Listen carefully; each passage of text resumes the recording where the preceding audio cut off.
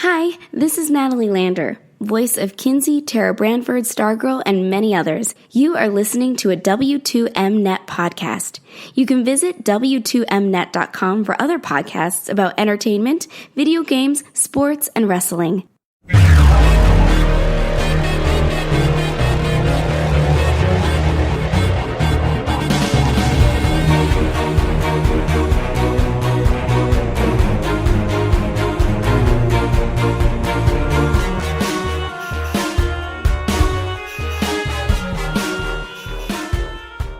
You are listening to Video Games to the Max.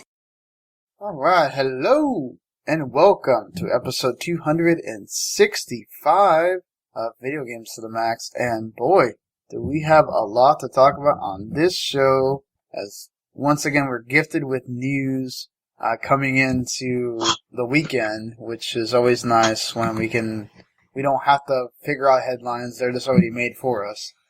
So, you know, especially with every time I look, I turn around, it feels like March is using another game. So it's like, it looks like we really might be heading into like the doldrums until you get to like the end of the month. Hopefully It Takes Two doesn't get delayed for some reason. But anyway, I am of course your host, Sean Garmer, and here as always, Mr. Marc Morrison. Howdy. And well, we are the official video games podcast at W2Mnet.com, and also in partnership with LastWordOnGaming.com there. Thank you for letting us be on there. And, well, yeah, as I alluded to, that Microsoft Bethesda deal is officially, ink is dry, it's done now. They had a big old live announcement about it. So they talked about a lot of things.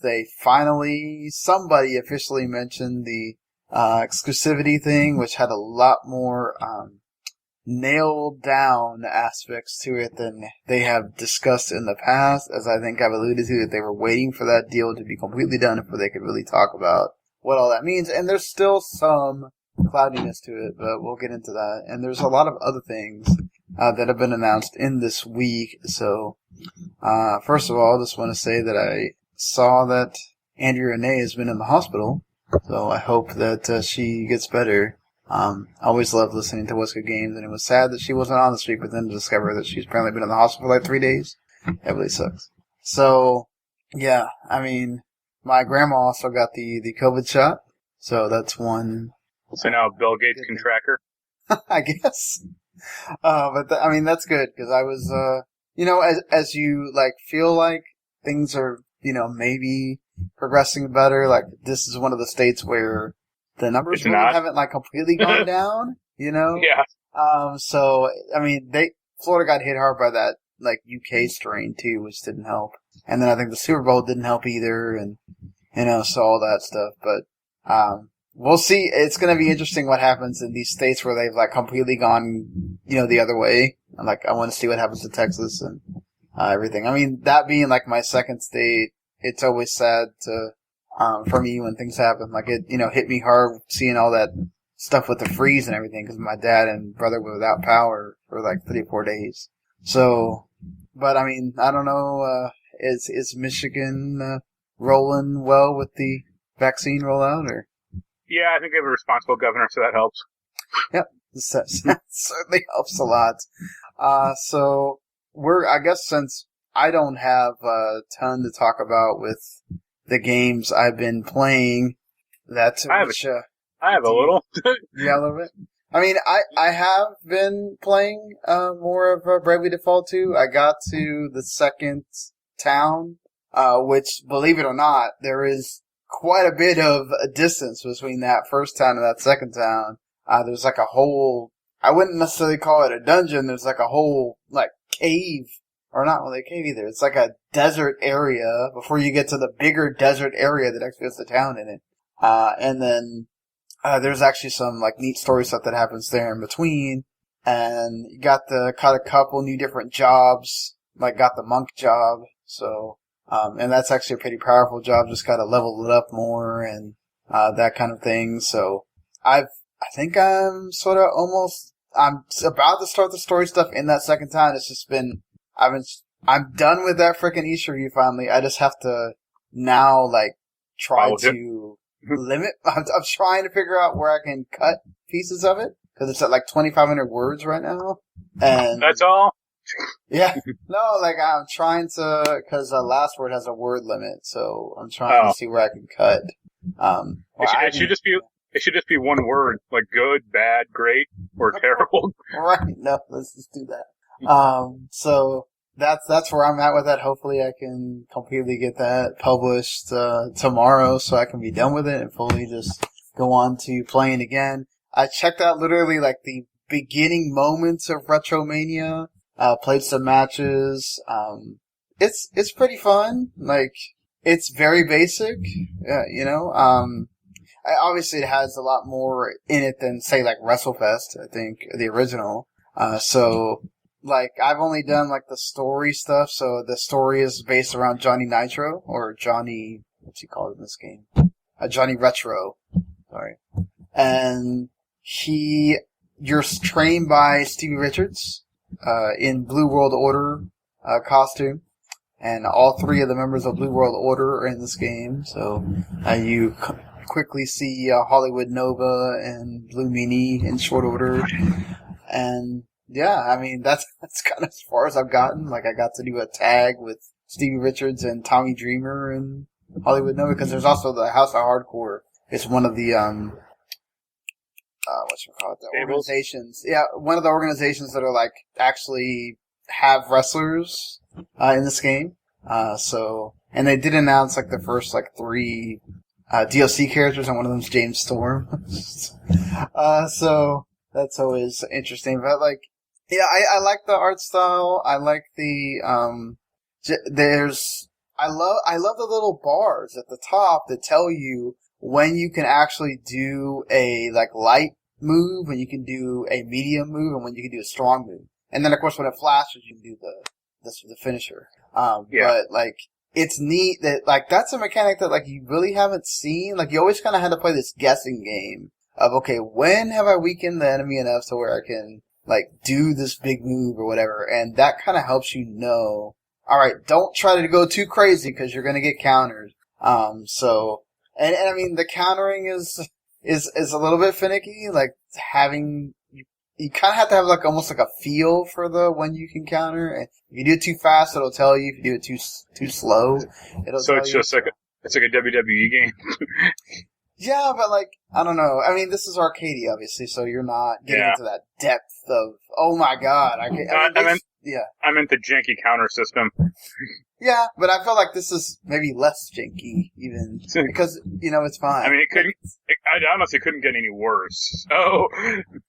Yeah, I mean, like, I just like the simplicity of it. I mean, it's nice to, like, go back to just, okay, here's an arcade wrestling game. It tries some of the, you know, more things that you've seen as games have adapted. And it'll be cool to, like, keep going, down that road. It also has, like, a championship mode where you just kind of have to basically have singles matches against all the other wrestlers in the game.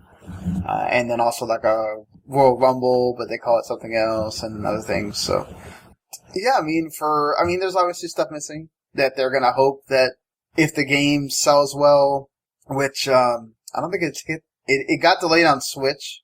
I think it got delayed on all the consoles. It's only on a PC right now. I don't know. I think they said sometime this month it was gonna come out on the consoles. I was waiting for it to come out on Switch because that was going to be a lot easier for me to play it, but you kind of like, I got confused and I was like, well, does Marc want it? And you sent me this email, and I don't know what happened with that. I don't know. That guy never responded. I sent an email 30 minutes later to the creator, and he sends me a code. So, yeah, I don't know. That whole email was just weird in the first place, but still, I appreciate you reaching out, and then. You know, not so now, but it's a nice, like, between having the, like, JRPG, oh god, I really be into that thing, it's nice to have that, like, just fun game you can pick up and play Retromania to, like, get a break every now and then, so that's good too. So hopefully I'll get to dive into that more now that I don't have to write something that's this long for a while, but, yeah. So have you continued on with some of the games that you've been playing? Are you close to ending Strikers like Jens? Or are you still... No, I'm close. I'm in the last... I haven't gotten to it yet, but I'm going to head to the last town soon. So what I've been doing in Strikers, I did two very time-consuming things. The first is there's a weird persona fusion loop where you can get a persona to have the best skills, like stat skills. So I did that for a few hours. So I have like one persona that's like 99 and everything, like strength, magic, agility, stuff like that. The bigger thing. So you know how they removed the relationship system in this one? Yeah. So what they have in place of it is called the bond system, and it's basically like a passive upgrade tree where like you get bond points by like beating enemies, but you mainly get them from like doing story activities or like completing like main story goals or like just hanging out with like the group, like you get like or doing stuff with them. So like nearing the end of the game, I was like level 46 in this bond system, and it goes up to 99. And you get there's a lot of pips in the tree, or like, the menu that's like, oh, you can increase like your damage to, like, with physical skills, or increase the amount of money you get from battle, stuff like that. But there is a annoying trophy to max out every bond. Oh man. System, or, thing. So you have to get to like level 99. Right. Oh gosh. And you don't get a ton of bond experience, like, playing the game normally. I mean, just, you get some, but, not to 99. But there are, and like, some skills can only be upgraded like 2 or 3 times. Like, to get, like, more money, I think it's like, you can upgrade it to up to like 3 trees, or 3 points. To increase your HP, you can increase that up to 20 points. And then every time you gain a level, it becomes like a little harder, or, you have to spend more points. You have to, get more points to get to that level. So I said, screw that. And I did it partially on my own, but I read a guide about how to get infinite bond points. So I did that. Wow. And the way I did it was, this is terrible of me, but there's one town where if you pray at the shrine, you get bond experience. You either get 2,000, 3,000, or 7,000 points, basically. And you can pray at the shrine, leave the area, come back, and the shrine is now active again. So what I did, and this is convoluted, I set up remote play on my PS5 and my laptop, and I found a program called PS4 Macro, and I set up a macro where my character would run to the shrine, activate it, get through the dialogue prompts, run out of the area, run back, and that was a loop. And I recorded that loop, and I set it to run, and it ran for about 6 hours, and I got infinite bond point, or I got the max level. Wow, that's cheap. Cheap thrills. What are you moving around back there, God? Sorry. Yeah, like, I watched, like, Forrest Gump, and then I watched, like, The Fog in my living room, just because my PC was kind of inactive, and so was my PS5. Well, okay. I was, like, talking to Jens, because I was telling him about it a little, and I was like, hey, I just got 300 bond points. Like, I'm at the point now where I don't have the trophy yet, because I need to hit the last town to unlock, like, the rest of the bond tree. Because some of it's, like, locked up in, like, requests, or, like, it's story gated somewhat. But I have, like, 350 bond points right now I just can't spend. But because, like, the real method to do this took about 6, 7 hours of me grinding this crap out. Or I should say, my computer grinding this crap out. The regular way to do it is to do it for 15 hours, killing the same boss over and over again in the game. Oh, Lord. I don't want to do that. That just sounds, like, painful. To your soul. It's apparently, like, you can kind of automate, or you can, like, it only takes, like, 5 minutes, but it's like, that, I still don't want to do that. Like, I'd rather just set up this program on my computer to run. I mean, it became like an auto-clicker, kind of, because, I was just running constantly. Oh, but you're also, like, cheating just to get this trophy. I mean, like... Damn straight. I don't want to do this. I mean, I don't mind doing trophies, like, a little hard, but, like, grinding this system off for 10 plus hours isn't exactly fun. Well, I mean, like, okay, so does it have the system where you don't unlock like certain abilities, right, by spending cash or? No. Okay, it's because like that's how usually like a lot of these, like at least the One Piece one worked, was you would get collectibles or cash from defeating the actual. No, I mean you get personas, but that's not the same thing. I mean, I have almost 1 million yen right now in the game. Yeah. You really don't spend money on a lot of stuff except for like buying weapons and armor, and then like summoning personas to fuse with. And that's about it. Like, yeah.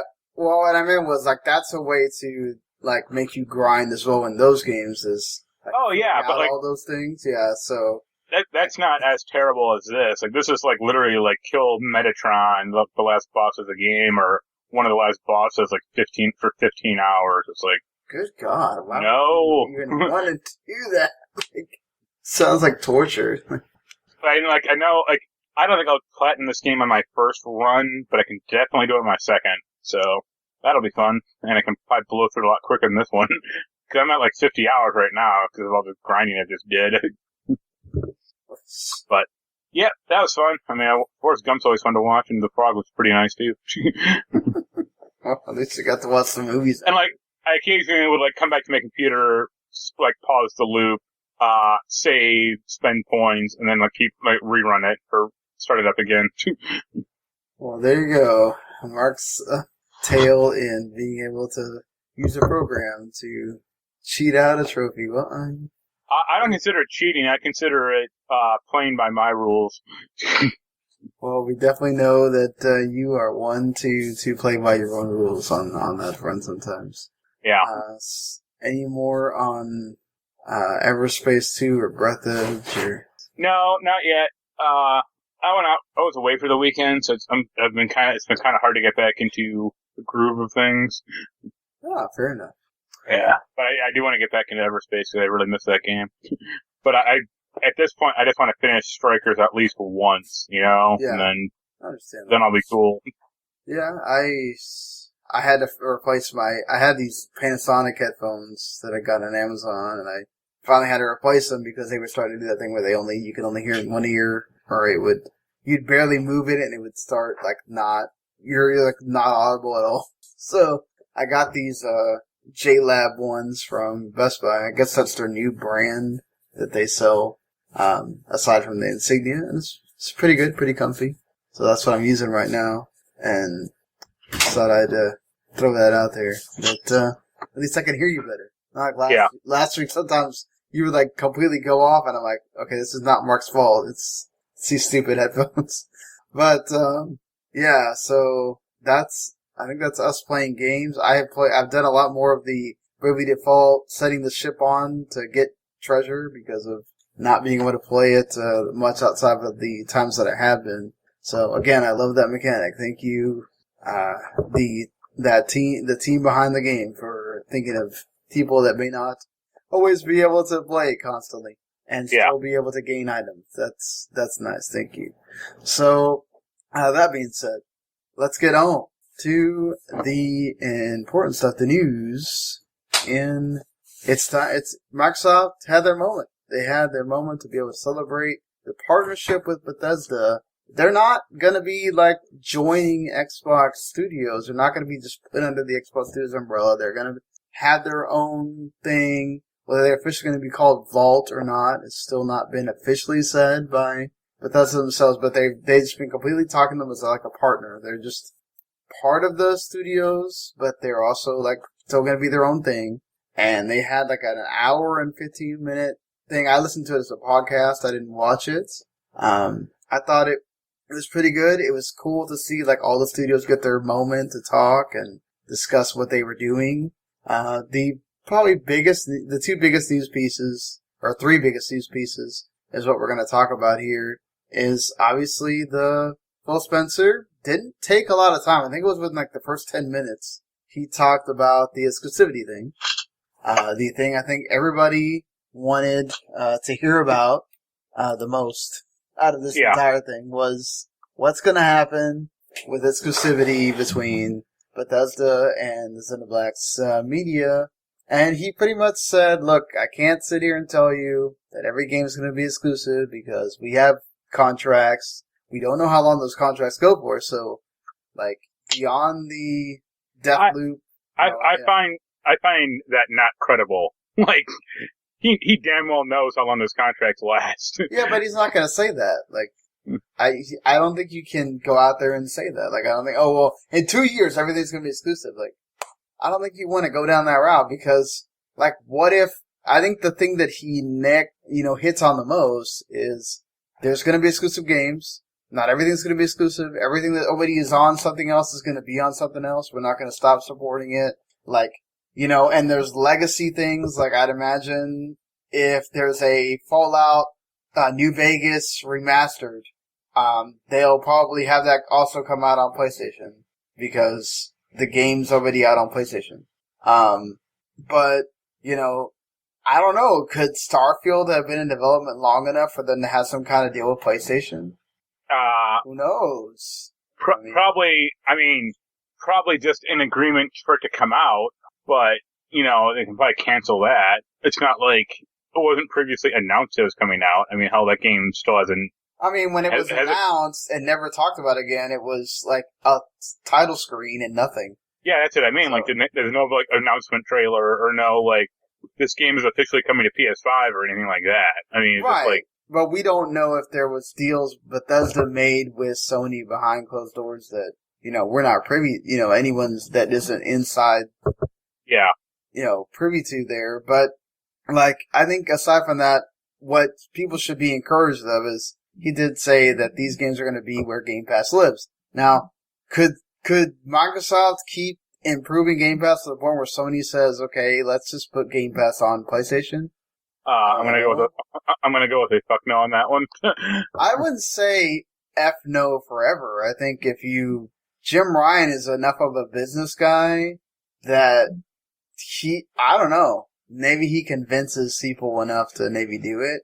I'm not saying it's gonna happen like tomorrow. I'm saying I think Microsoft would have to do a lot more than just Bethesda. I would honestly see, I mean, if you're talking about that, I have greater optimism of seeing Mario on a PlayStation than the Xbox service.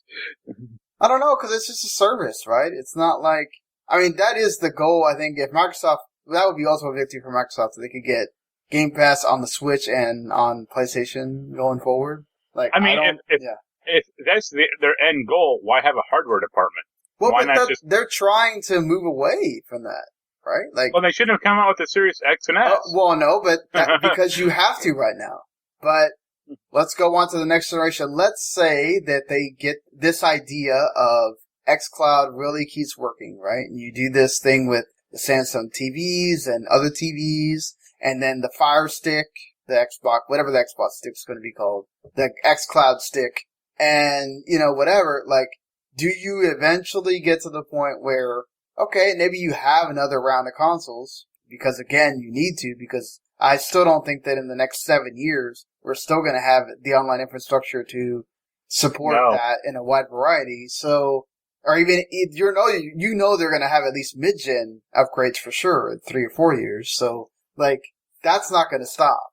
But will they try to focus on, okay, are there Game Pass games that are only on Game Pass, and they don't come to a disc, right? And they don't come in their retail at all. And you have to have Game Pass to have them, like. That's essentially digital games. Right, I know, but I'm just saying, like, not even, let's say, even on its own ecosystem, like, you can't buy them in the Microsoft store. You have to have Game Pass to have them. Like, could they get to that point where it's not necessarily about the Xbox, it's about Game Pass, and... Well, yeah, they better not, because games come off Game Pass. It's not like the PlayStation, Well, no, but these are... Okay, well, I'm talking about first party. I'm not talking about third party stuff. I'm talking about stuff that's never going to come off. Game Pass might be fine, but I still think people still want if not at least a physical, tangible item, at least a digital one. They always want to have access to it, regardless of if right. But they're on we're also talking about Xbox what happens if Game Pass if it does go away. Like, I think Microsoft would do something about that at that point. But I mean, you'd like to hope, but it's not set in stone. But it's not. It's not like, you played these 50 games on Game Pass for 1 minute. They're all going to be added to your account. No, that's not going to happen. We're not talking about that. I don't think that's going to happen. I think we're talking about, if they made a first-party exclusive game that is only available on Game Pass, it's not even on their digital store, I think at some point they would make it available on their store before they kill it. I mean, make it available on their store, sure, but, the thing you're talking about sounds like more of a social game. They wouldn't do that with their AAA games, because it just, they'd lose money. They could probably do that off their, smaller experiences at some think about, it's obviously a different platform, like PlayStation Home, or 1 vs. 100. They've toyed with making social games, or making games that you have to have, Xbox Gold to play. Yeah. And, the Nintendo Tetris 99 and Mario thing. Well, those are different, because those are A, actual games, and then B, there's no real cost with them except for servers. Look at 1 vs. 100. They had that Chris Cashman dude live talking to people, and they were doling out prizes and shit like that. That was costing them money, and that's why they got crushed out. But I mean, it'd be cool if they said if you have Game Pass, we're going to bring 1 vs. 100 back for that. That'd be neat, but they're not going to do it, because they don't seem interested in social games. And also, I think this idea that they're going to make a AAA game for that thing is just bananas. Yeah, I mean, but I think it always depends on how big does it get? How much more does this improve their subscription numbers to where they can even think about that? If this just makes... Well, have they said their subscription numbers, or? Well, I mean, the last ones we got were 18 million, I think, a few months ago, a month ago. And that was before the Bethesda deal was dry, right now, where they just put all these games on the service, which a lot of them were already on there, but still. Yeah, you can get into that in the next point, but most of those games are going to drag people into going oh man, Oblivion's on Game Pass. I gotta go get me that. Well, I mean, I think the thing is, it's a collective. It's like the EA Play thing. Having all of that there and just getting to add to that library, and then you go in there and yes, it's overwhelming, right? Especially when you're now adding not just Bethesda stuff, but now you're adding the new stuff that comes in and all that other stuff. But it's you add in the EA Play and do they add and they're not. I don't think they're even close to done with these partnerships. I think for sure, especially if Stadia goes the way of the Dodo, which I wouldn't be surprised if they make it 6 more months. No, Stadia's done. I mean, that's done, but they're going to try to make Stadia live for as long as they possibly can. Yeah. Because there's no reason for it. There's not now. If they're not going to make games for it, now there's really no reason to get it. But they still have exclusive deals that I think they want to see through to see if there's any sales. I mean, yeah, but, there isn't. Look at Stadia, that was one of the biggest hurdles of Stadia, is we needed 300,000 or 400,000 more players, or, users, and we didn't get it. And it's yeah? I could have told you that before you launched this thing. Well, yeah, I agree with you. I'm not saying that, yes, you can, obviously starting to see that it's getting there. I'm just saying, let's give them a nice, 6-month window where, alright, they might last that long. And I'm not trying to, I know there's people that love Stadia and all that stuff. But I'm not trying to hate on it. I'm just trying to say that I think at some point it's going to go away. And that means that opens the door for that Ubisoft Plus thing to also show up on Game Pass. So there's another bunch of games that can all of a sudden show up on there, on that service. And that's another avenue for people to enjoy more things. So I think it just depends on how many more of these partnerships are they able to do. And I mean, not all of them have to be like the Bethesda thing, but how big does this get to the point where I think it's already the point where, like, I think Sony and Nintendo are looking at it and going, okay, they're players right now. I'm not saying anybody's, like, shaking in their boots or whatever. I'm just saying I think somebody's eyebrow got raised, like, you know, the people's eyebrow at The Rock or something. Like, but if they can make this bigger, does that push them to do more kind of inventive things with it in the future? Is, I guess, my point in all of this. Do they go that far of making, like, Game Pass exclusive games? I don't know, but I wouldn't say it's totally out of the realm if it gets big enough, especially if they wind up on other consoles. Game Pass exclusive games, sure, but they're not going to be that triple. It's not going to be like Halo Infinite is Game Pass only. No, I'm not saying Halo Infinite. I mean, they'll make some, like, maybe some crappy, like, hey, we got Sneak King 2 on this thing, or Yaris 2, The Revenge. Yeah, but could they do that. something like, say, you know, another, like, Dishonored spin-off or whatever, you know, like, if they do another Prey thing, could they put that on? Sure, I could see that. Like, something that's not really been a seller anyway, like, try to get, you know, more people into Game Pass with it, like, sure. Well, I mean, I doubt it, because it's like, if it was a seller, then people would be interested. Yeah, I mean, I think that's what's nice about this, and like... I mean, hey, make Rogue Warrior 2, and then I will get Game Pass. Well, speaking of that, those games, I was mentioning to make a point that there's 20 Bethesda games that got added. The cool thing is a lot of them are now available on the cloud as well, so you can play them on your phone or on, you know, whatever other tablet or other device that you use. So, you know, this is Dishonored 2, all the Dooms, the old Doom, and then Doom Eternal also, even though it was already on there. I think Doom Eternal now shows up. Well, I think it just had gotten on PC, so it was already on there. They made the announcement for some reason. Yeah. The cool thing is, like, Morrowind now being available, Oblivion. A lot of these, yeah, go ahead. Those are, I think, the only two games that aren't part of the cloud. Yeah, because they don't support legacy stuff right now. Yeah. The 360 and original Xbox games are not supported on the cloud right now.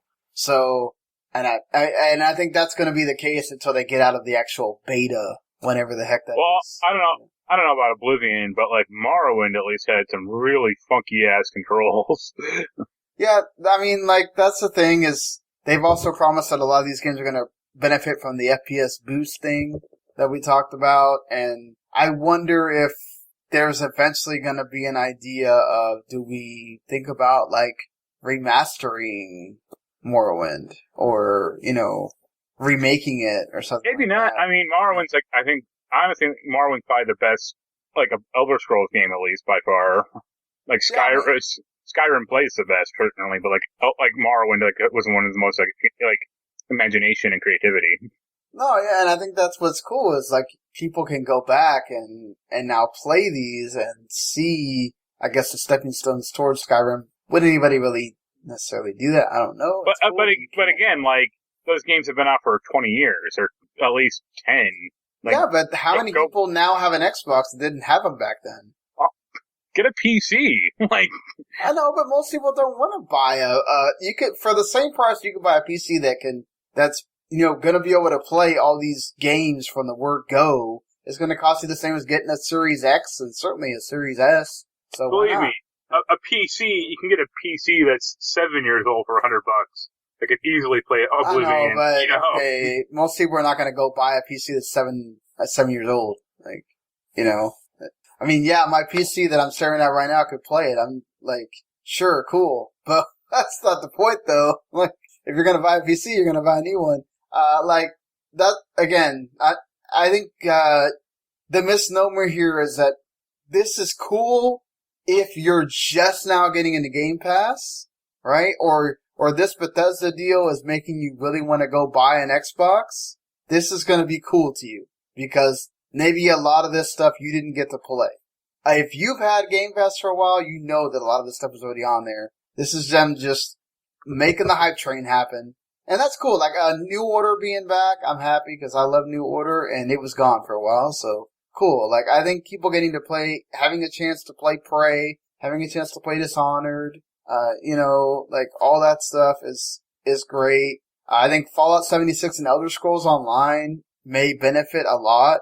And Fallout 76, I think, has already benefited a lot from being on Game Pass. So, I think, and they were talking about that, I think, on the stream as well. So, that's good. Like, that's what you want Game Pass for, is to see this stuff happen and, see it grow. And I think we'll see what happens with this partnership now. I saw people making weird, throwing out crazy ideas, and I don't want to get into that. Like, For me, I look at it as, like, the partnership between Activision and Blizzard, and how, like, back in the day, they were two very, different and distinctive entities, and now they're kind of the same, and now the Activision part ruined Blizzard.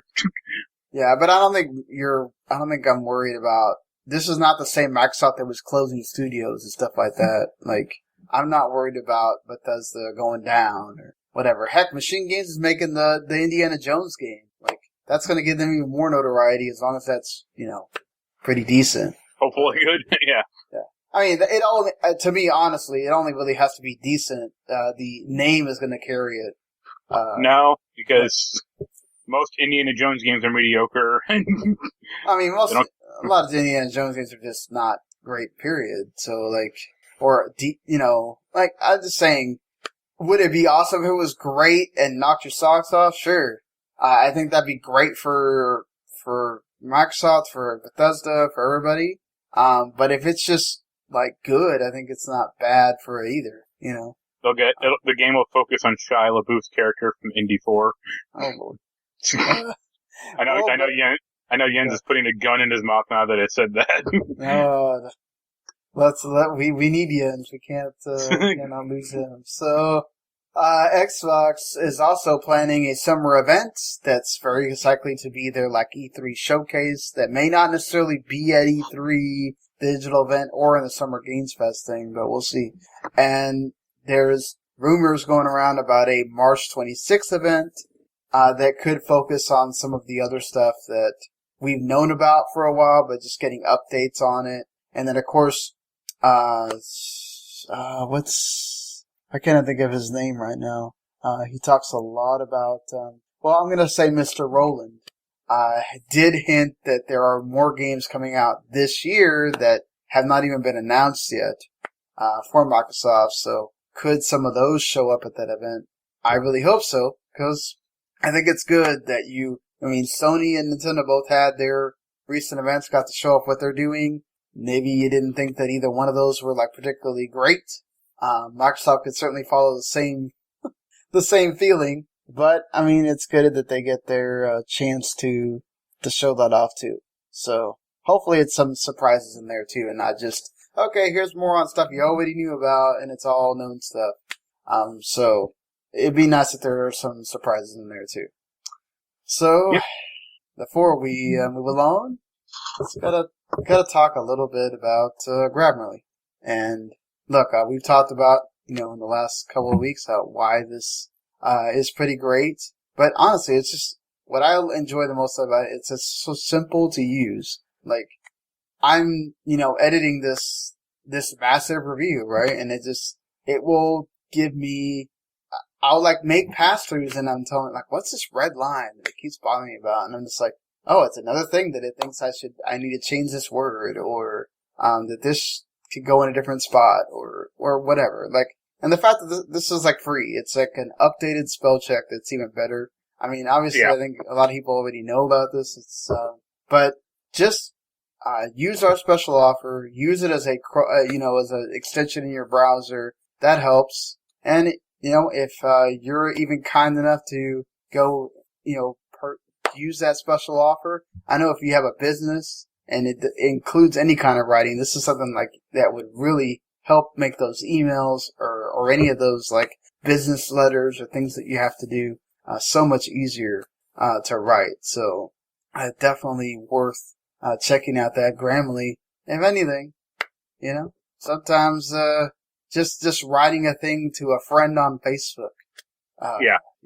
You don't think about it, but it helps you with simple things like that too. So go help us out and check out that Grammarly and go use that link that's in this time I'll make sure it's in the description. Last week I forgot. So and go to GetGrammarly/W2 Network. Or GetGrammarly.com/W2 Network is the one you want to go to. So, beyond that, a really awesome reveal this week. You know, I talked about last year how much I love Streets of Rage 4, how much of a nostalgia blast it was, and man, they did it again. And it's a lot of it's a Dot Emu doing it again with the Ninja Turtles having a new beat 'em up game. It's called Teenage Mutant Ninja Turtles Shredder's Revenge. You know, it has that like very similar pixel art style to, you know, the older Ninja Turtles games. I'm totally down for this. Yeah, it looked fun. My only complaints were I didn't like that new theme song they had. That was garbage. Really? It's the same theme song. It's just like... Yeah, except sung by a jackass who can't sing, or, you know. I mean, like, did you really expect them to use the original one? Like, they gotta save some money? It's the only good thing Chuck Lorre has done. I mean, I assume you know who he is, right? Yeah, come on now. Don't say that. He's done some really great things. Like this. No, he hasn't. He did that theme song. And then he created the Big Bang Theory. Come on. Don't start with that. I like the Big Bang Theory. I mean, it's also I'm not gonna watch all whatever million episodes it has, but I liked checking in on it. Same thing with like 2.5 Men or whatever, you know, especially once Charlie Sheen left. But like, you know.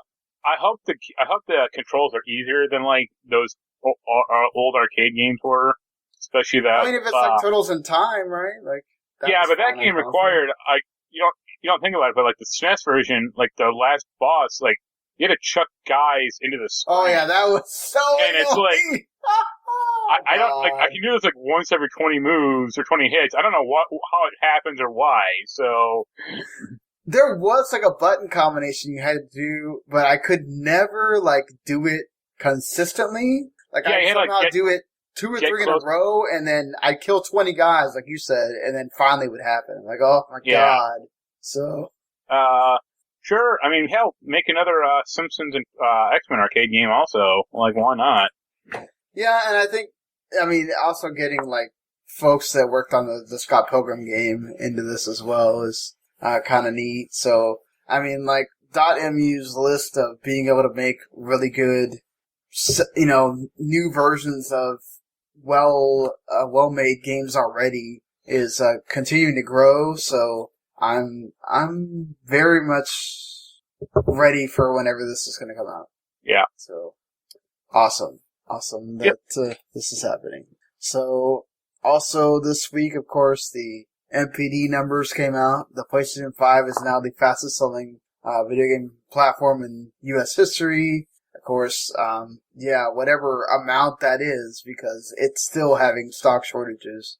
And I mean, both are, but like I see much more a demand for the PS5 than the Xbox. Oh, I mean, yeah. I mean, again, the PlayStation 5 has like games that you can go out there and play right now that are for PlayStation 5. The Xbox really doesn't. So, right. So, I mean, and if you're not on that system, or if you're not paying attention to what's happening on the internet, like you don't really know. So, like, you're just exactly. based on PlayStation 5 and it has all these, you know, Spider-Man and all these other games. Like, okay, sure, I'm going to buy that. So, I mean, not to mention, obviously, PlayStation 4 sold a heck of a ton. So, it's very natural for you to go on to the PlayStation 5 as well. And Nintendo is still the best-selling console. Again, the Switch doing its thing. It is absolutely blowing the doors off again. And no reason why Nintendo has to go out there and talk about a Switch Pro or whatever, because they keep selling this one. So why not? And when it helps a lot that you have a new Mario game you could put out there with Bowser's Fury being slapped onto Super Mario 3D World, and it becoming, of course, the number 1 selling game for that entire month is pretty, I mean, not surprising at all. Yeah, it's like what other game came out that fucking month? Like, that's the thing. I mean, that's the thing. Like, not surprising at all, because number 1, not a lot of other games. I mean, Persona 5 Strikers also being number 3 is pretty cool. So, I mean, those like, when you think about it, even though Persona is huge, it's still a niche game, and the fact that it was number 3 was pretty awesome, you know. So, and Nightmares was number 6. So, and that's a small game. I mean, helps that it has the budget cut up price, as well, but, like, it's cool. The fact that it's number 6 is pretty awesome. Randy, liked it. So, the review's actually there. I just have to now be able to finish mine so I can edit his and have that up. And, the usuals after that pretty much dominate, but, and Call of Duty is still number 2, after Mario, but it's amazing to me that Mario Kart is still in the top 10. Animal Crossing. The other Call of Duty Modern Warfare is still in the top 10. Freaking nuts. And Madden 21 somehow went all the way up to 4th. Like, why are people buying Madden right now when the season's over? I guess all the budget cuts that went into it. I think it went on sale. Or... Yeah. Well, and I think it's also about to hit Game Pass as well, so there's that too, or part of the EA Play thing.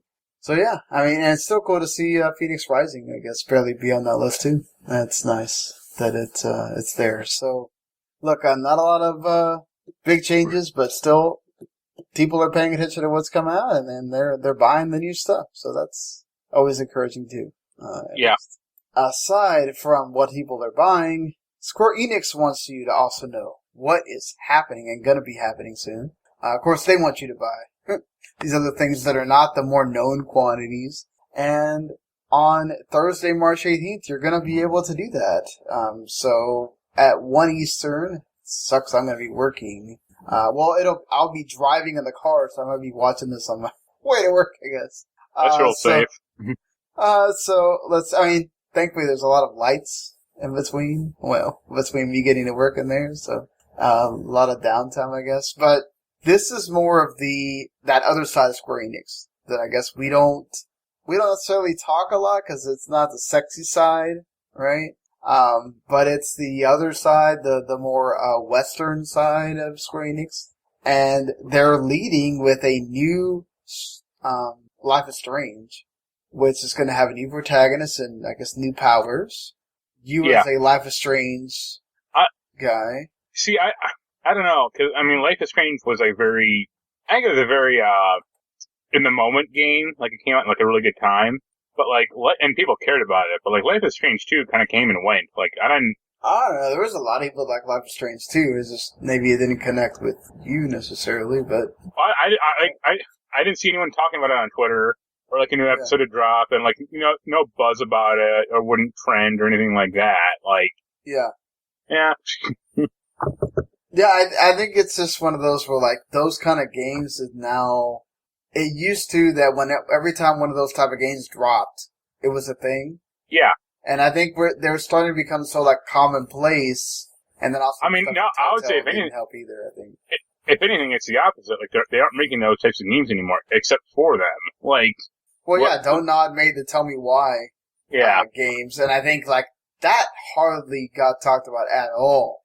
Yeah, that's another one. I mean, yeah. it's a different game, but it's kind of the same premise. Well, it's the same game. It's a different. It's not that it's Don't Nod, and it's the same type of game, but it's not the same. Doesn't follow the same like Life is Strange or whatever. Right. But I think it's cool that they're promoting it. Like, I think it's cool that Square Enix is really taking the time to make that a thing.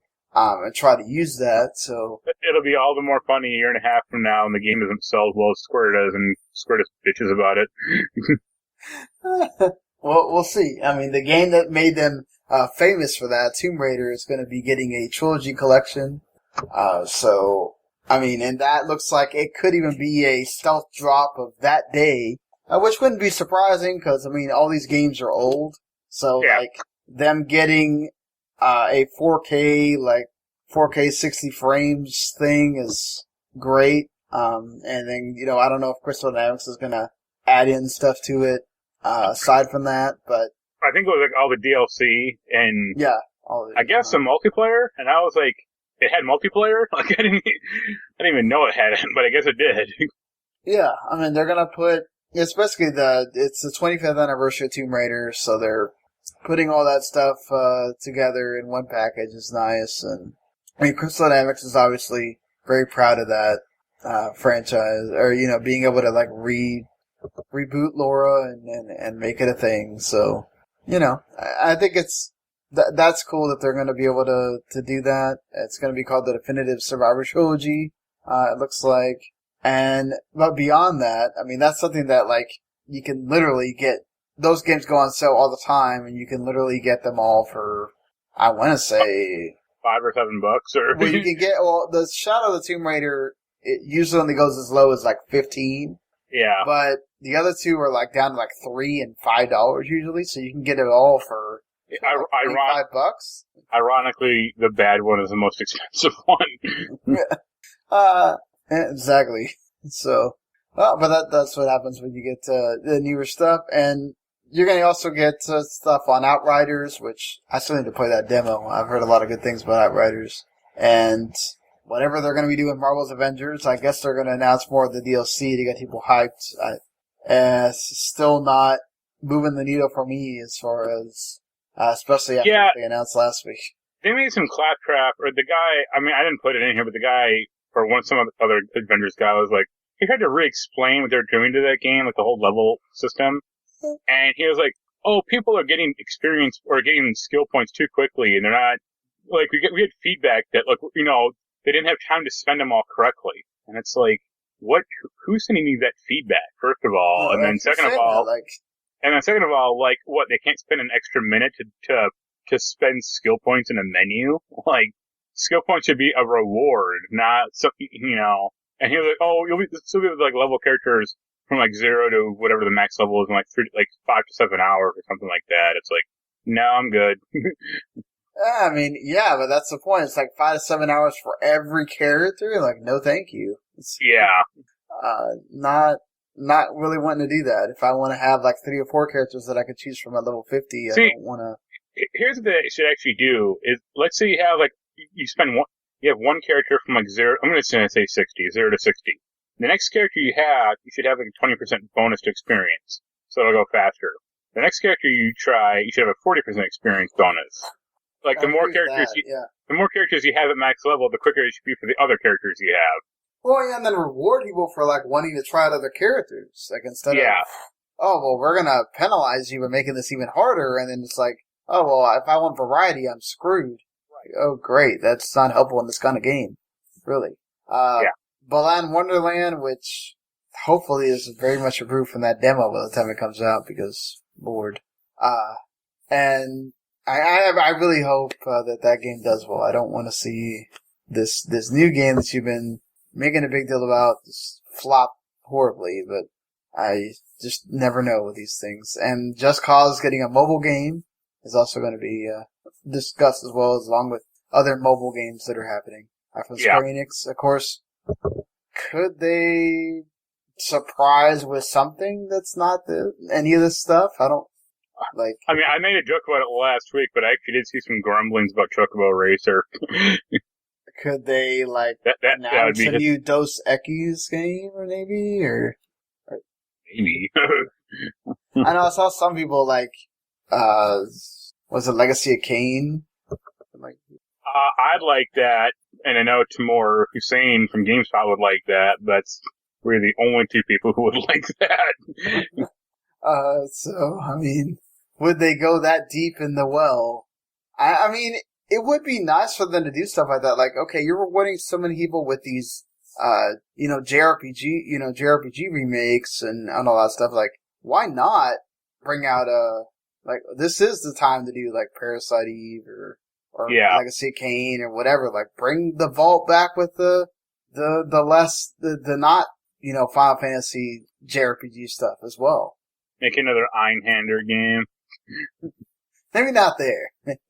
Like, don't think about, like, the Bouncer remaster or something like that either, but, like, we could just go with that.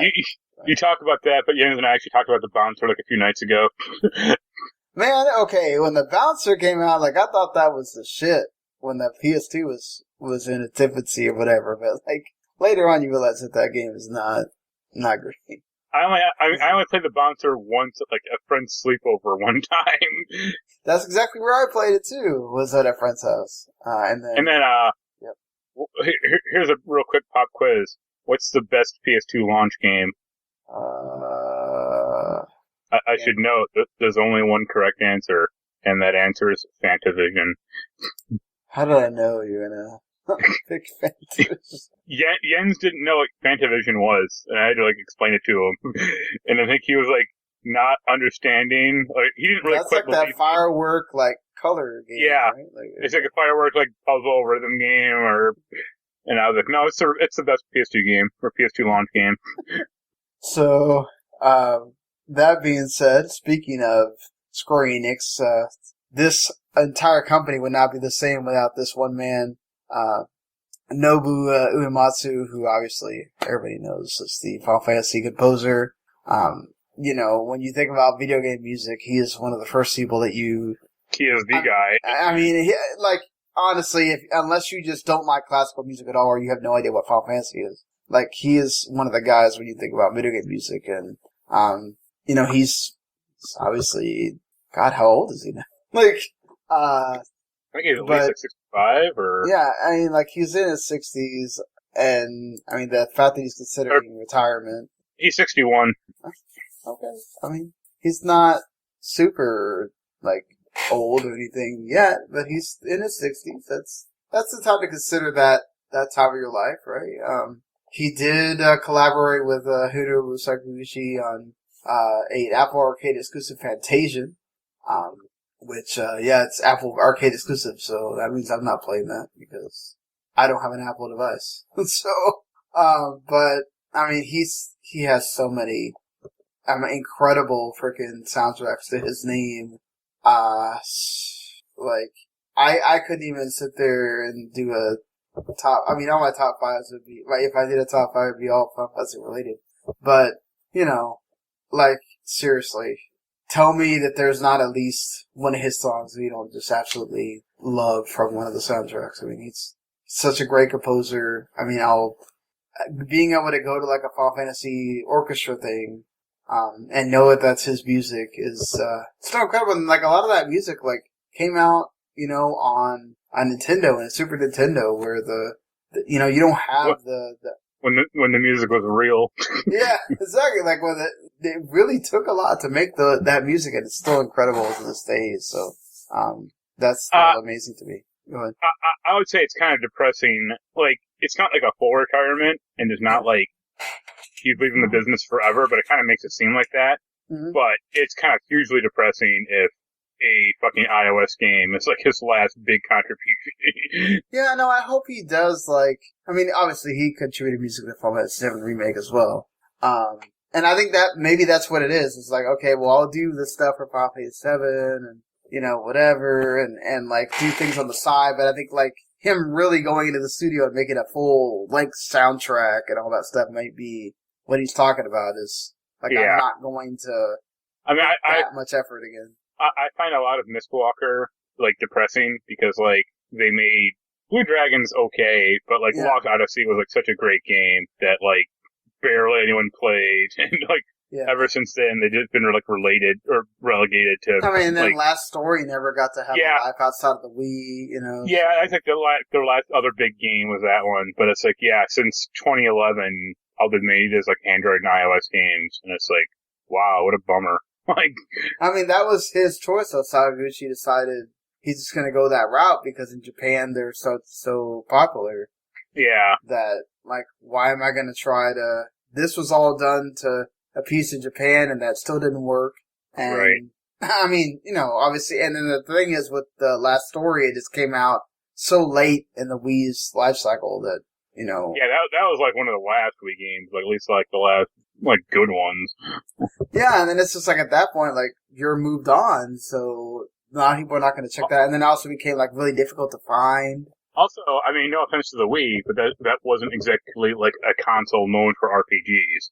No, I mean, it had a few, but of the three consoles, it's no, the 360 had more JRPGs than this thing. So I agreed on that.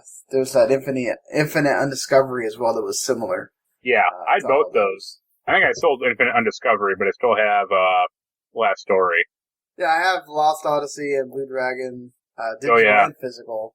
Yep. And so I mean, obviously it's just hopefully he does get to do at least one more big game before he retires. Yeah. He add in I don't know if he did stuff for Final Fantasy 16 or not. But I mean, this is related, actually, kind of. I read an interview. This is an old interview, but with Miki Higashinu. Mm-hmm. She was a composer for like Suikoden 2 or Suikoden 1 and 2, and like an old like Konami composer. And like after Suikoden 2, she kind of left. Like, she did like a few games, like maybe like one other game, and that was it. And like she wasn't old. Like that was like mid 30s or early 30s for her. So it's like, yeah, maybe just she kind of talked a lot about getting burned out, like doing games or like composing. So it might have just finally happened to him too, or he might just need like a change of pace. Yeah, I mean, that too. You know, everybody has those moments where you do get burned out and you want to do something different, or just that he's just at that moment. Like, he's been working hard for so many years. You know, he does deserve that time. But speaking of music, you can find a lot of Nobu Uematsu's work on Amazon Music Unlimited. And if you use our link, which is I should have these things ready to go. Well, I don't know why I do this every time. I know I'm going to talk about it, and then I don't have this thing. It makes it seem like the ad read is actually being read live, not just recorded.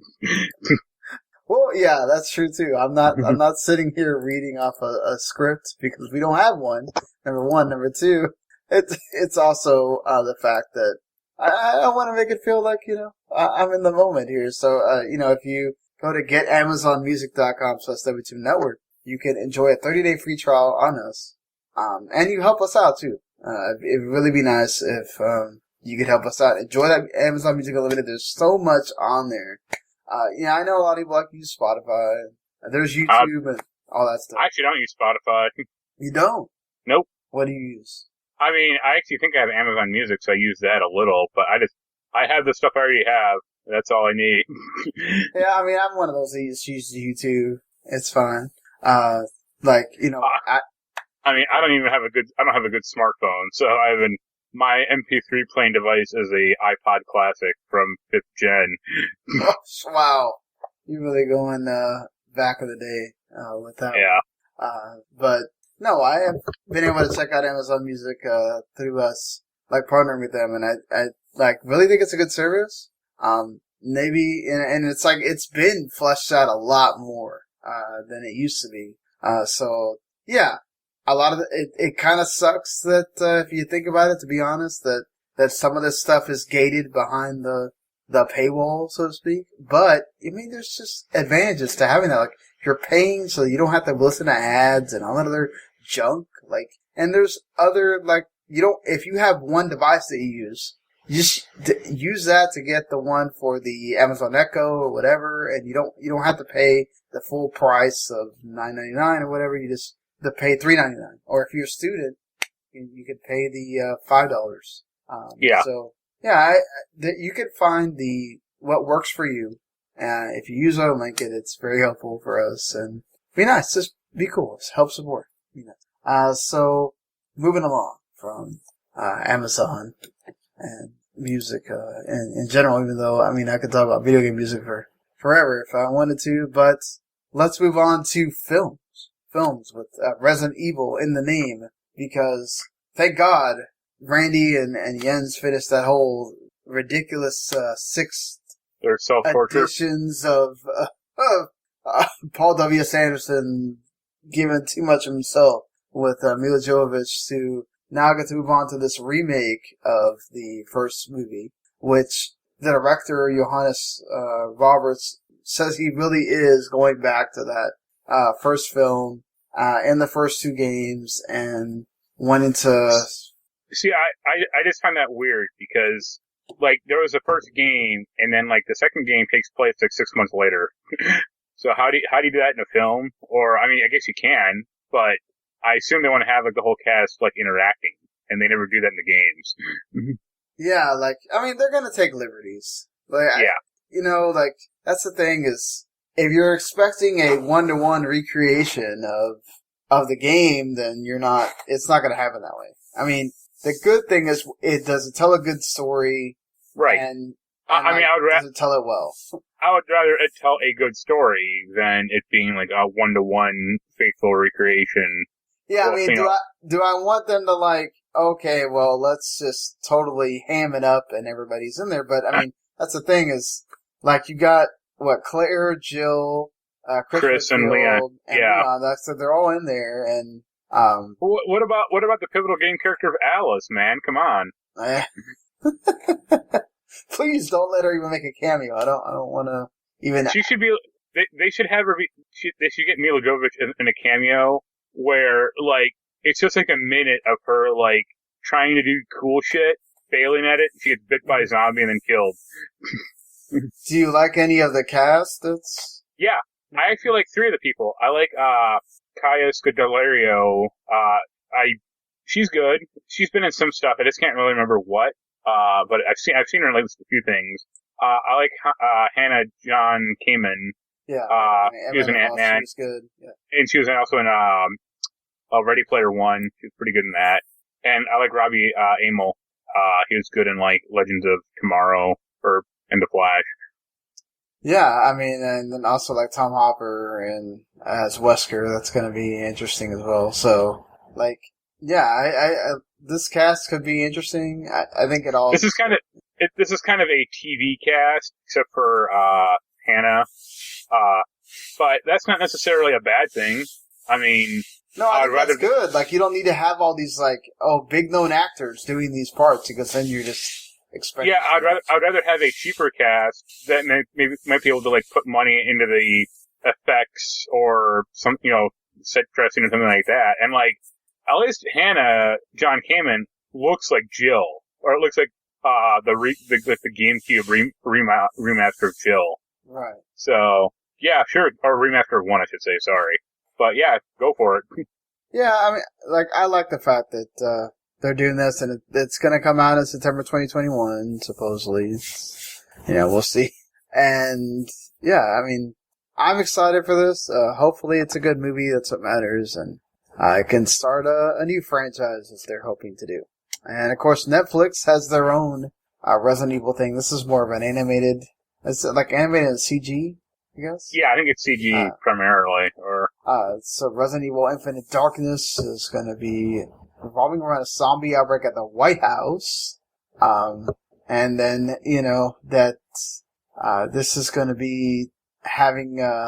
I don't know if you know either two of these characters, Nick Apostolides and Stephanie Panciello, doing the voices of Leon and Claire. Yeah. Yeah, they were just the voice actors from the remake, so they were good. That's good too, that they're doing that. Yeah. So, I mean, like, hey, I'm interested in more going down this path with Resident Evil, giving us more fleshed out of this story with them, so... All this bullshit about, like, the, zombies in the White House is just very much like Resident Evil 6. I think that was like Leon's big story as like the president got infected by, he became a zombie or something. So like I think Leon killed him. Let's hope, nothing to do with Resident Evil 6. The last character they introduced would be Jake Mueller. He'll just be like elbow dropping zombies, like off like tables and shit. Won't even use a gun. Let's hope that they avoid that, but who knows? I mean, like... Look at Kenny Omega to play him. I'd watch that. Wouldn't be totally out of the, like, realm there for him to do that, so... I'd be down for that. Like, let's do it. Like, I'm sure he wants to be in something like that, so...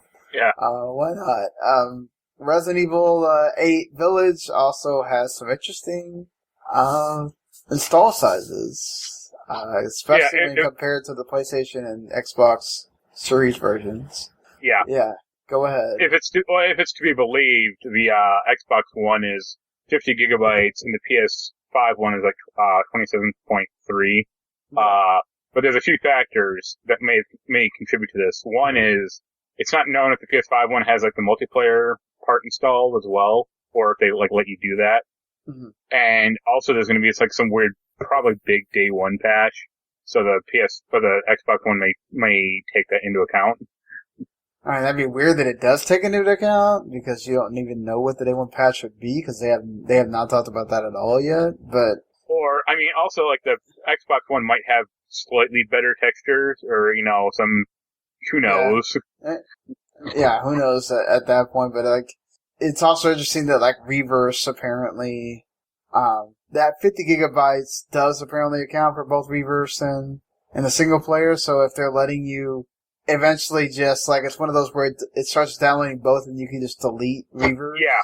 Hopefully. Which is what I'll do. I mean, I don't know about you, but, like, alright, yeah, I'm later. definitely not playing the Reverse thing. I'm good with just skipping that. Like, no thank you. I mean, they have tried and failed to make a lot of multiplayer Resident Evil games. Like, not co-op, but I mean, like, competitive. The one from, that came with 3, which I don't know. Yeah, like squad-based or, like separated, like, and like, they're all like mediocre at best. Well, and then they made those like episodic ones too, right? Yeah.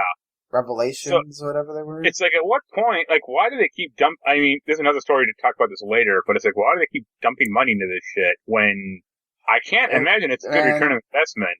Heck, look, man, when we're seeing Square make a mobile Battle Royale game with Final Fantasy VII, I mean, like, everybody's trying to get that piece of the pie. Like, let me find that multiplayer game that we can just make money off of and like, just keep raking in cash. I mean, I get it, but at some point you kind of gotta know. But what's it? Is it raking? That's the question. Is it raking in cash, or I mean, like, that's the thing. Is like, okay, so Capcom has like Monster Hunter, right? That's their multiplayer thing. Like, that's their people go to that game for that. I mean, this one's going to be Rise that comes out, in a few weeks. It's going to be on the Switch. Right? But like Resident Evil, they have done. I'm not talking about like the online cooperative with like Resident Evil 6. Like that's different. That's A-okay as far as I'm concerned. But like they have done both competitive and cooperative, like solo game or standalone games, and it's like, except for maybe the first PS2 one, like no one has cared ever. Yeah, like that's the thing. It's like, and they also just aren't great. But it's like, people don't come to that for the multiplayer. I mean, that's what I'm saying, is people won't come to it at all, or... like, focus on the games that you can make multiplayer. Like, okay, you do that with Monster Hunter, and then they spun off and made like a, the JRPG version, which is, Monster Hunter Stories, which got that, second game announcement or whatever. Like, that's what you do. Don't just shoehorn Resident Evil into this thing that just doesn't work. Yeah. It's like when Konami tried to make Metal Gear that way and Survive. Hey man, Survive was awesome. I'll never forget that we actually spent time on that. Yeah, it's like me, you, and Jens, or... Yeah. Oh, it was me and you, and then, like, I don't know. We tried, I think, to get Jens, and then we stopped. So yeah. Smartly, at that point. So... yeah, I think after this we're going to be getting into some hitting this stuff fast. But some interesting things here. The EA, EA's spending a lot of junk with this FIFA Ultimate Team and whether they're, harming people and all this stuff. And then you come to find out that one of its employees has been selling rare Ultimate Team cards for cash. And then EA has to come out and be like, look, we don't condone this. This is not, a fair practice. I mean, they had to come out and, like, fight against that, like, lawsuit that they were in where people thought that they were using that, what was it? This patent that they have to... Adaptive difficulty or something like weird like that. Yeah. So, like, now they're having to deal with this, and, like, apparently he sold Team of the Year cards in packages costing... was it like $1,191? Yeah. Gosh. Look, I'll be honest. I'm not gonna hate on you trying to get a hustle, right? Like, it's hard out there. I don't know how much this guy makes. I don't know what his problems are. But it's probably in the best when you're an employee of the company doing this kind of thing. But, Well, I thought it was funny. I don't know if you follow him, but I follow Brendan Sinclair. He's like, I think one of the top guys, like Game Industry, or GameIndustry.biz. Yeah. And he was ranting about it a few days ago about, like, EA was like, oh, it creates an unbalanced system. And it's like, that's what this damn thing is about. Like, exactly. It is an inherently imbalanced system because, the more you spend on it, the greater your chance of getting these guys, or, getting the epic version of Ronaldo or whoever the fuck it, So, I mean, I imagine EA's pissed because this guy's getting paid and not they were, not about, like, the inherent unfairness of the system. Well, I mean, they had to come out and, Yeah. I mean, too bad you can't just say, like, oh, I want to buy, the best version of Pele I can. I can't just buy it from, like, a card store or something like that. But then you have to buy 100 packs of cards and hope you unlock them that way instead. Well, but, like, that's the thing, though, right? It's like, it's different when you buy from the store, right? And you know that, okay, you're spending however much money you want to spend on this, whatever, right? That's on you, because you know what you're buying. But when you buy it off somebody else, you kind of don't, it's not the same thing, right? He could be selling you, like, the worst cards. No. For all you know. No, it's like, if you buy from the store, I don't think you can buy straight players from the store. You can only buy, like, randomized. What I'm saying is, like, okay. And, right. it's far cheaper to talk to this guy and, maybe lose $10 on buying, what's his name? David Beckham. Yeah. Or some famous soccer player. I mean, okay, let's say you want, like, the epic rare version of him, and he doesn't come through, or he just scams you. It's like, okay, you lose $10, no big deal.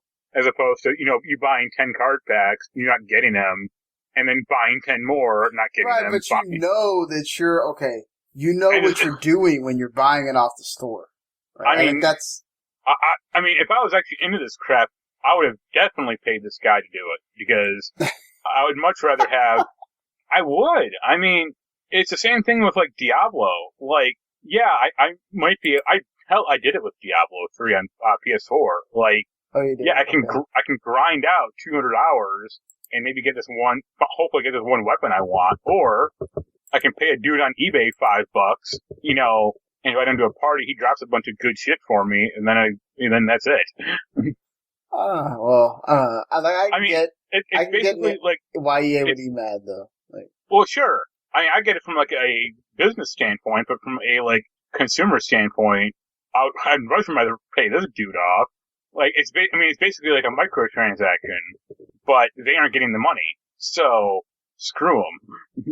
Yeah, but I get, like, they don't want their own employees doing this kind of side thing. And I mean, this has happened before with, like, EVE Online. Like, I remember this is an old story, but, like, there was some guy in a guild, or a company in that game where, like, he was funneling good items to his company, and he actually worked for CCP.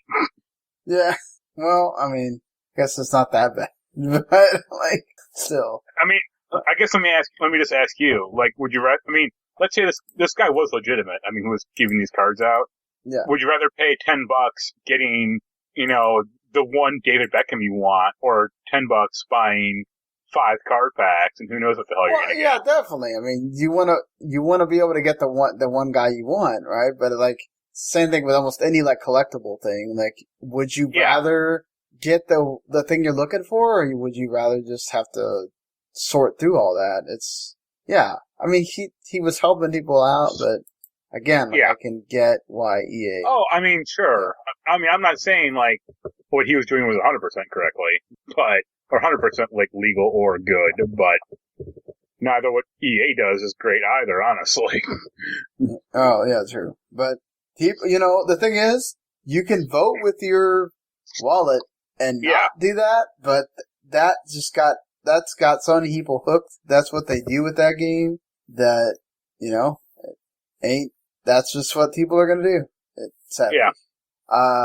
So, moving on, Watch Dogs Legion is, getting the multiplayer soon. Does anyone really care at this point? Are there people still playing Watch Dogs Legion? No, and no. This is the other thing I was talking about with Resident Evil. It's like, they have tried and largely failed at shoehorning in multiplayer into every Watch Dogs game. Stop it. It's not good. It was never good. It's just a waste of your time and resources. Do something else. Yeah, I get it, right? They're trying to extend the life of the game, but it's unnecessary at that point. It's too late, first of all. I mean, that game's been out for a while. The gameplay, the multiplayer gameplay is just terrible in those games. It's always just like, oh, you are being hacked. Drive to this location and find like the one, the hacker is an NPC in your game, or like, a ordinary character. So see which character is like acting weird, and then like shoot them or like fight them. And this Legion is like, oh, we have a story. And this one is like, I don't care. Like, it's still gonna be the same boring ass gameplay as the other two. So please stop.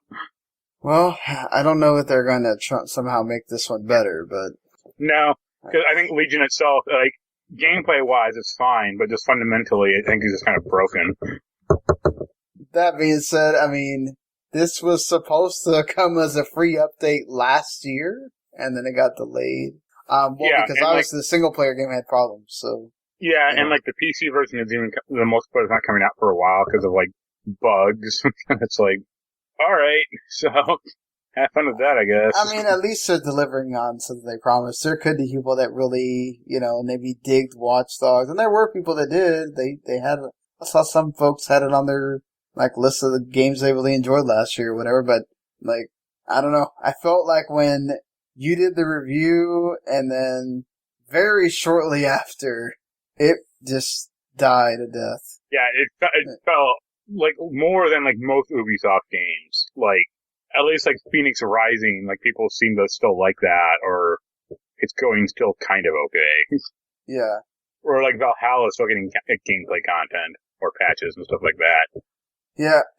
Valhalla was a tremendous game, and then like Immortals Phoenix Rising, it just felt like that was something new and fresh. Yeah. Whereas like Watch Dogs, it was funny because like there was a lot of people that seemed to like that like change in the gameplay, and then all of a sudden, well, that lasted not long at all. Yeah, because I mean, at least for me, I mean, even if you take out the story, that's like the story part where it's just like a non-starter because you don't have the character. Like, I found two characters, like a really high-level security guy and then a really high-level mercenary girl, or a gang girl, and that was it. Like, I just stuck with those two characters, because all the other ones, like, sucked. Yeah, I mean, we'll see. Doubt that this is going to have any kind of no, I mean, at all. I know Ubisoft does like to, like, invest, like, money and, like, time in fixing up games, but it's like, some games are just failures. Like, I would say Legion is a failure. I would say The Crew 2 is a failure. And some games maybe started off as failures but became good or became more passable. Right. And I don't see that happening for either of these two games. Yeah, I don't. And it's just, like, I wouldn't say it's necessarily I mean, it is in a way. It's like, it was really quick to get its, the price lowered and everything else. And like, I think whereas you feel like that DLC that comes for Immortals gets some love, and I also feel like I keep seeing people say, okay, Immortals Phoenix Rising, oh, you should check this out. Oh, it's a game I really enjoyed. Whatever. I mean, you checked it out. Like, you don't hear that with Watch Dogs. Right. Like, it was a thing that came out a little bit before the new consoles, and then after that, it was like, went down. Whoop. Of course, obviously, having those new consoles come out with games that were exclusive for those consoles and all that stuff, like, obviously helped. Like, you don't think about it much. But again, the whole point is we've now gone past that time frame, and Immortals is talked about, Valhalla is talked about. Legion is not talked about. Legion is just like absolutely that third wheel that you'll talk about it when you talk about the releases for Ubisoft in that time frame, but it quickly gets we probably talked about it more than most people would at this point. Don't worry, Sean. When that Aiden Pierce DLC hits Legion, so they're going to turn the game around. Yeah, that's what everybody was waiting on. But yeah, considering, I mean, that game is about helping with security. And all that, and in cyber ways. This, Nobu is coming to the PS5 and providing anti-cheat technology so that publishers and developers can use it on the PS5. I don't really see cheating that much occurring on the PS5. I don't know about you, but I guess maybe in other countries, perhaps, not necessarily so much here. I might see like the occasional aimbot on like Call of Duty. That's about it. Like, and even that's not that common of a practice. I mean, I think it's always good when you can like do that and have extra protection for those games, so you can like really stamp that out. Yeah. I mean, as long as that's all that's being used for, and not necessarily to, get data or other more nefarious things, then that's fine. I just don't really know what to think about this until somebody tells me, okay, they've used it for this reason. Yeah. But neat thing that is coming. It's PlayStation 5. And lastly, the Rockstar Leeds co-founder has sadly passed. He did work on the first Red Dead Redemption, Grand Theft Auto Chinatown Wars, L.A. Noire, and he died at still a young age of 51. So they haven't figured out a cause of death for him yet. But I mean, he founded Mobius Entertainment. He did sort of work just on handheld games, but. Yeah, Leeds is kind of like their port studio or like support studio. Right. Yeah, because they work on other games, but they didn't really have like their own necessarily. But yeah. Yeah, I mean, he did work on the Game Boy Advance version of Max Payne. So, and they got him brought on to Rockstar. So, I mean, that's cool. He got to be there for that. Well, it's sad that, he has passed at such a young age still. Yep. And, well, I mean, like I said, the dearth of upcoming titles is not a lot. I mean, that Crash 4K upgrade, all that came out. The PC version got delayed. Did you see that? No. So, yeah, you kind of have that, and yeah, not a whole. I mean, the RBI baseball is coming, so if you're like getting ready for that RBR baseball, you can do that. If you were waiting for Stubbs the Zombie, which again I'm like interested in it just to relive that nostalgia, but forget that, man. Waiting for that Blinks the Time Super 4K edition instead. Hey, another Outer Worlds DLC is coming. Yeah, like Murder and something, or some like Murder and so, I mean, Kingdom of Amalur Re-Reckoning is coming. Murder on Iridanos is what it's called.